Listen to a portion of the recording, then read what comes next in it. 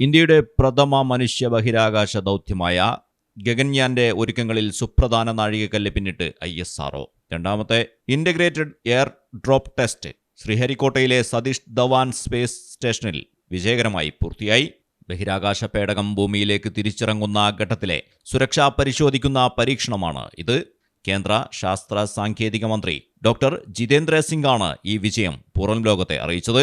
5.7 ton ഭാരമുള്ള യാത്രാപേടകത്തിന്റെ മാതൃകയെ വ്യോമസേനയുടെ ചിനൂക്ക് ഹെലികോപ്റ്ററിൽ 3 കിലോമീറ്റർ ഉയരത്തിൽ എത്തിച്ച ശേഷം താഴേക്ക് ഇടുകയായിരുന്നു. താഴേക്ക് പതിക്കുന്നതിനിടെ പേടകത്തിലെ 10 പാരച്യൂട്ടുകൾ ഘട്ടം ഘട്ടമായി വെടരുകയും പേടകം സുരക്ഷിതമായി ബംഗാൾ ഉൾക്കടലിൽ പതിക്കുകയും ചെയ്തു. തുടർന്ന് നാവികസേനയുടെ പ്രത്യേക സംഘം കടലിൽ നിന്നും പേടകം വീണ്ടെടുത്തു. അടുത്ത വർഷം നടക്കാനിരിക്കുന്ന ഗഗൻയാൻ ദൗത്യത്തിന് മുന്നോടിയായി പാരച്യൂട്ടുകളുടെയും പേടകത്തിന്റെ ലാൻഡിംഗ് സംവിധാനങ്ങളുടെയും കാര്യക്ഷമത ഉറപ്പാക്കുകയായിരുന്നു ഈ പരീക്ഷണത്തിന്റെ ലക്ഷ്യം. PSLV ദൗത്യത്തിന്റെ പരാജയത്തിന് ശേഷം ISRO നടത്തുന്ന ആദ്യ സുപ്രധാന പരീക്ഷണമാണ് ഇതെന്ന പ്രത്യേകതയുമുണ്ട്. പരീക്ഷണത്തിന്റെ ദൃശ്യങ്ങൾ ISRO തന്നെയാണ് പുറത്തുവിട്ടത്.